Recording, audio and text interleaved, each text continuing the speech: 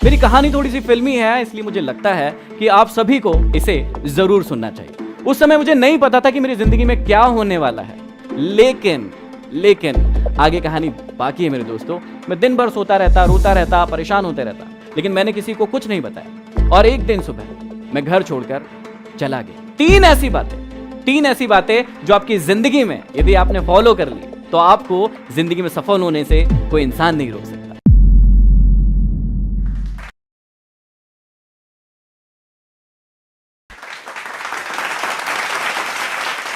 नमस्कार दोस्तों, मेरा नाम है महेंद्र दोगने और आप सभी लोग मुझे एमडी मोटिवेशन के नाम से जानते हैं। मैं रहता हूं मध्य प्रदेश के सबसे छोटे डिस्ट्रिक्ट हरदा में। मेरी कहानी थोड़ी सी फिल्मी है, इसलिए मुझे लगता है कि आप सभी को इसे जरूर सुनना चाहिए। इस कहानी की शुरुआत होती है 7th क्लास से। पढ़ने में बहुत ही गधा, उल्लू का पट्टा, डफर, कुछ भी कह सकते हैं आप। ऐसा था मैं 7th में।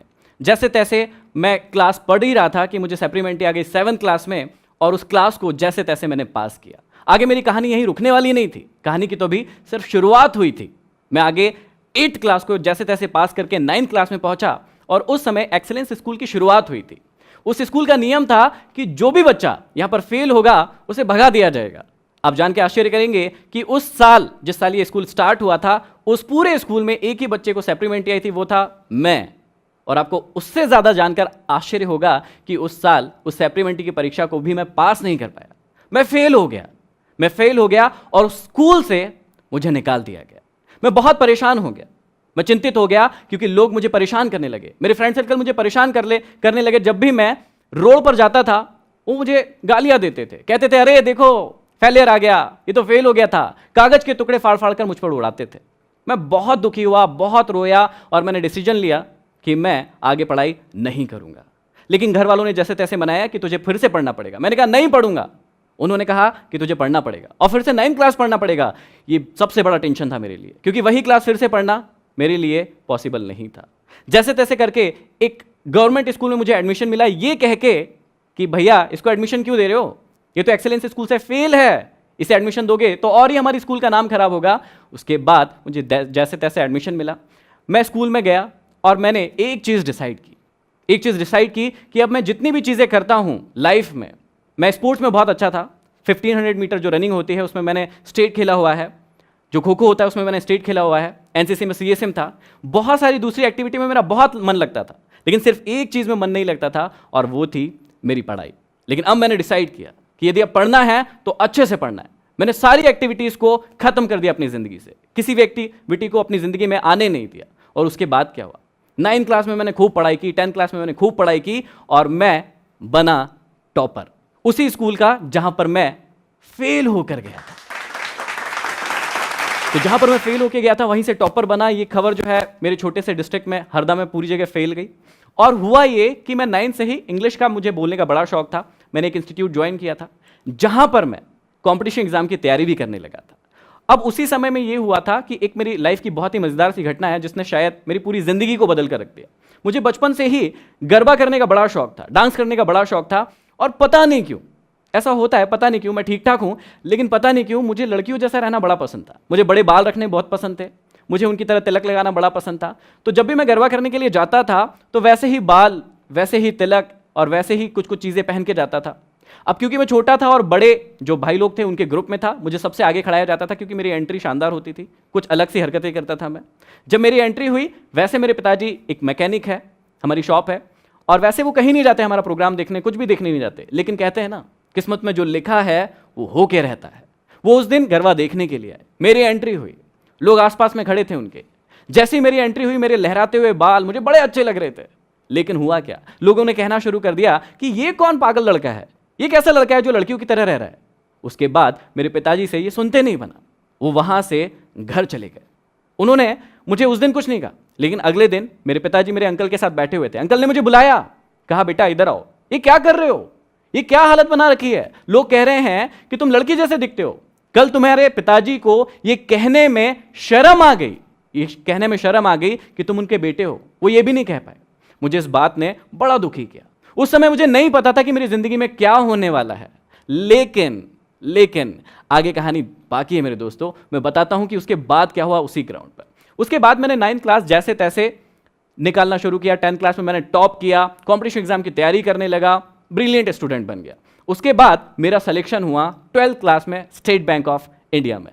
लेकिन कहते हैं ना, डेस्टिनी में कुछ और ही लिखा था। उस सिलेक्शन को मैंने एक्सेप्ट नहीं किया। उसके बाद मैंने उस सिलेक्शन को छोड़ दिया। मैं स्टेट बैंक ऑफ इंडिया का जो क्लर्क का मेरा सिलेक्शन हुआ था उसे ज्वाइन नहीं किया, उस सिलेक्शन को मैंने नहीं लिया। लेकिन उसके बाद कहते हैं ना, डेस्टिनी में यदि कुछ और लिखा हो तो फिर वो हो के रहता है। जहां मैं 4 साल से पढ़ रहा था, जहां मैंने सिलेक्शन लिया, उस इंस्टीट्यूट में एक क्लास होने वाली थी जो कि मोटिवेशनल क्लास होने वाली थी। हमारे गुरु हमें सिखाने वाले थे कि मोटिवेशनल स्पीकर कैसे बना जाए, जिंदगी में लीडरशिप कैसे डेवलप की जाए, आगे कैसे बढ़ा जाए। और ये सब सीखने के लिए मैं बहुत ही उत्साहित था। मैं बहुत ही उत्साहित था, एक्साइटेड था कि बस अब तो ये मैं सीखने वाला हूं। क्लास होने वाली थी शाम को 6 बजे। 10 बच्चे इकट्ठे होने वाले थे क्योंकि वो टॉप स्टूडेंट्स थे। उनको बुलाया गया, हम वहां पर बैठे हुए थे और उसी वक्त एक जो घटना हुई उसने मेरी पूरी जिंदगी फिर से बदल कर रख दी। मेरे गुरु आए और उन्होंने आते ही सबसे पहले यह कहा कि महेंद्र, तुम यहां से नीचे चले जाओ, तुम्हारे बस की ये बात नहीं है। यहां पर जितनी भी बातें होने वाली है वो बहुत ऊंचे लेवल की होने वाली है, बड़े लेवल की होने वाली है। ये बातें तुम्हारे बस की नहीं है। जिस संस्थान के लिए मैंने 4 साल दिए थे, उनके गुरु ने मुझे ऐसा कहा। वो मेरे भी गुरु हैं, अभी भी है, लेकिन मुझे ये बातें बहुत चुभी। मैं उस वक्त उनसे कुछ नहीं कह पाया, लेकिन मैं नीचे गया और खूब रोया, खूब परेशान हुआ कि मुझे ऐसा क्यों कहा गया। उस वक्त ये बात नहीं पता थी कि ये मुझे क्यों कहा गया, लेकिन आज समझ में आता है कि ईश्वर ने सब कुछ तय करके रखा था, इसलिए वो घटना उस दिन हुई थी। उस दिन के बाद मैंने उस संस्थान को छोड़ दिया। मैं आज तक वहां नहीं गया। मैं अपने घर गया, 3-4 दिन घर पर रुका और बहुत रोया गाया, परेशान हुआ। घर वालों को भी चिंता हुई कि इसके साथ ये क्या हुआ है। जो व्यक्ति एक भी दिन ऐसा नहीं हो कि इंस्टीट्यूट नहीं जाए, वो 4 दिन हो गए इंस्टीट्यूट क्यों नहीं जा रहा है। मैं दिन भर सोता रहता, रोता रहता, परेशान होते रहता, लेकिन मैंने किसी को कुछ नहीं बताया। और एक दिन सुबह मैं घर छोड़कर चला गया मैं घर छोड़कर, और उसके बाद 1 साल तक अपने घर से बाहर रहा। उस 1 साल ने मुझे अपनी जिंदगी का दौर ही बदल दिया, मेरा रंग बदल दिया। जो चीजें मैं कमरे के अंदर रहकर सीख रहा था, मुझे अब पता चला कि असली में दुनिया होती क्या है। मैं रात भर काम करने लगा, कॉल सेंटर्स में काम करने लगा, दिन भर गैरेज। मेरे पिताजी मैकेनिक थे, तो बचपन से ही मुझे गाड़ियों का काम करना आता था। पैसे कमाने के लिए मैं दिन भर गैरेज पर काम करने लगा। इसका रिजल्ट ये हुआ कि 1 साल में मैं इतना वीक हो गया, इतना कमजोर हो गया कि बस मरने जैसी हालत हो गई। मैंने सोचा मरने से अच्छा है कि घर वापस चला जाए। मैं घर वापस आया। घर वाले खुश हुए कि चलो लड़का वापस आ गया। उसके बाद उन्होंने पूछा कि अब क्या करोगे। मैंने कहा कि पिताजी का गैरेज ज्वाइन करूंगा। उन्होंने कहा ठीक है। 2.5 साल मैं अपने पिताजी के साथ अपने गैरेज पर काम करता रहा, लेकिन अब मुझे पता था कि आगे मुझे क्या करना है। मैं किताबें भी पढ़ता था। मैं उसी दौरान किताबें पढ़ता था, मोटिवेशनल किताबें पढ़ता था, सेल्फ हेल्प बुक्स पढ़ता था। लोग कहते थे कि पागल है तो तूने स्टेट बैंक ऑफ इंडिया की नौकरी छोड़ दी, अब देख तेरी जिंदगी किस हालत में है, इससे अच्छा तो तू नौकरी कर लेता। लेकिन मैं मुस्कुराता था क्योंकि मुझे अब पता था कि मुझे अपनी जिंदगी में क्या करना है। उसके बाद मेरी जिंदगी बदली। 2.5 साल के बाद फिर वही हुआ जो हमेशा एक इंसान के साथ होना चाहिए या होता है।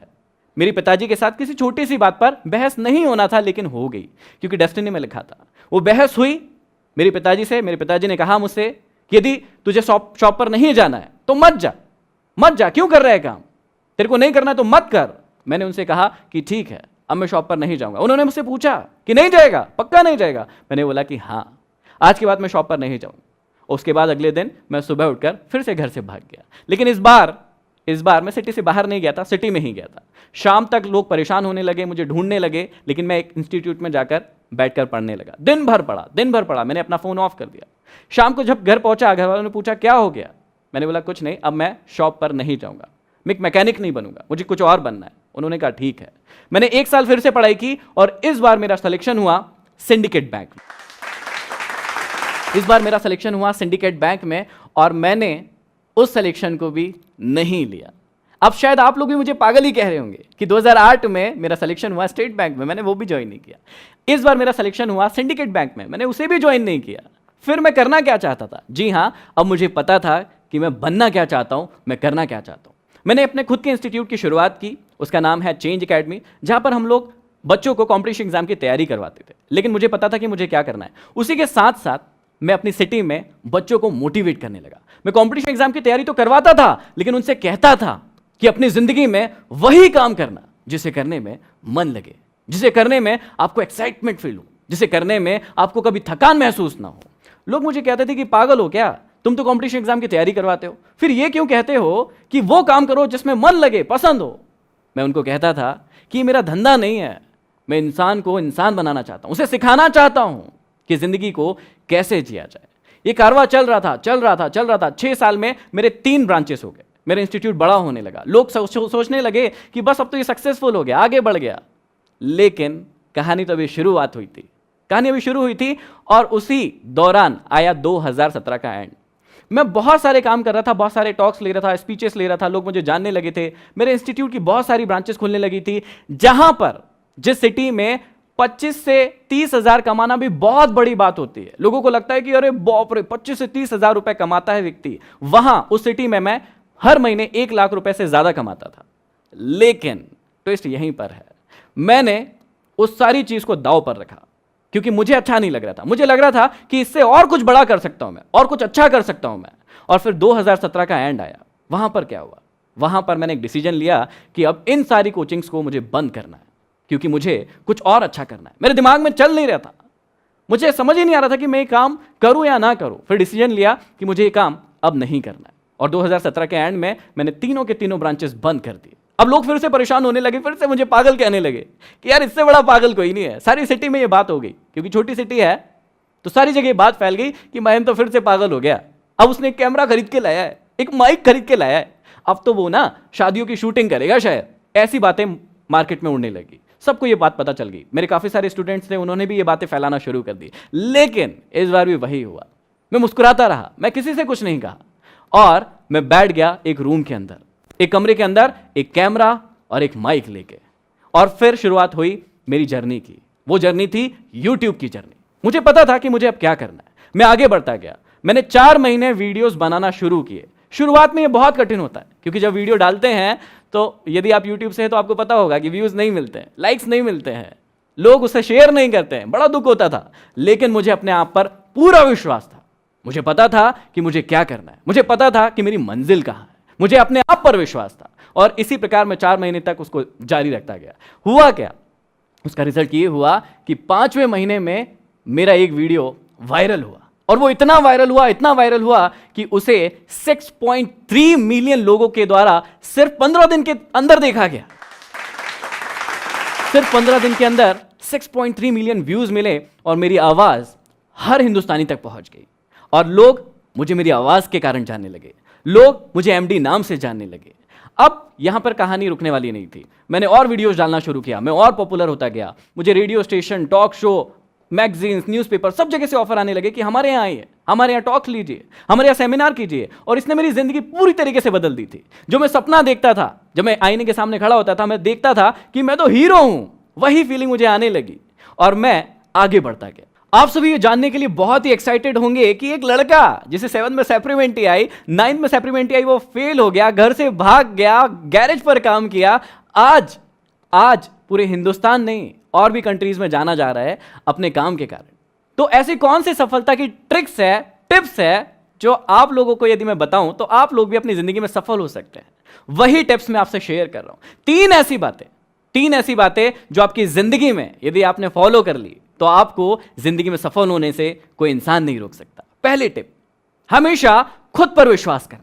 हमेशा याद रखना, खुद पर विश्वास करना, क्योंकि कई बार जिंदगी में ऐसा होता है कि जब हम काम करना शुरू करते हैं, फेल होते हैं, गिर जाते हैं, लेकिन कई लोग वहीं पर पड़े रहते हैं, अपनी जिंदगी में सोचते हैं कि मैं आगे नहीं बढ़ सकता, मैं कुछ नहीं कर सकता। मैं आपको समझाना चाहता हूं, मैं आपको बताना चाहता हूं कि जिंदगी में किसी पर विश्वास करे ना करे, लेकिन सबसे पहले खुद पर विश्वास करें। दूसरी टिप्स जो मैं आपको देना चाहता हूं बहुत ही इंपॉर्टेंट है, अपने आप को कभी भी सस्ते में मत बिकने दीजिए। कई बार ऐसा होता है कि हम अपनी जिंदगी में जब एम बनाने के लिए बैठते हैं तो छोटे छोटे से एम बना लेते हैं, सोचते हैं कि ये भी हम कर पाएंगे या नहीं, खुद पर विश्वास नहीं होता है। दोस्तों, मैं आपको समझाना चाहता हूं कि अपने आप को और अपने सपनों को कभी भी लिमिटेड मत कीजिए, उन्हें बड़ा बनाइए और अपने आप को कभी भी सस्ते में मत बिकने दीजिए। और तीसरी और सबसे इंपॉर्टेंट चीज, हमेशा याद रखना, बड़ा नौकर बनने से अच्छा है छोटा मालिक बन जाना। हमेशा खुश रहोगे। क्या आपको लगता है कि लाइफ में सक्सेसफुल होने के लिए डेस्टिनी की जरूरत पड़ती है?